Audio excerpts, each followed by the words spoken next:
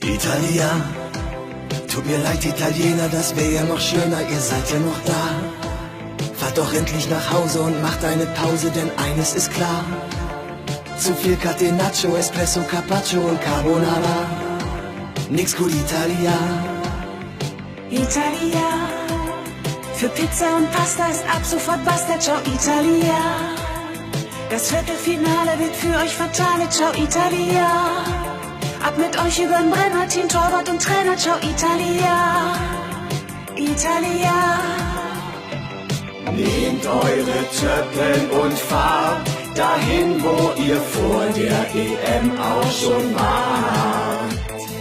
In die Toskana nach Rom, zum Mailänder Dom. Ciao, ciao, ciao, ciao. Wir schicken euch jetzt nach Haus, denn am Samstagabend schmeißen wir euch raus.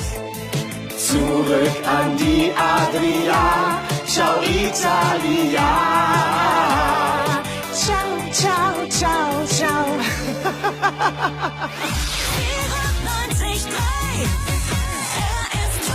Mein Supermix.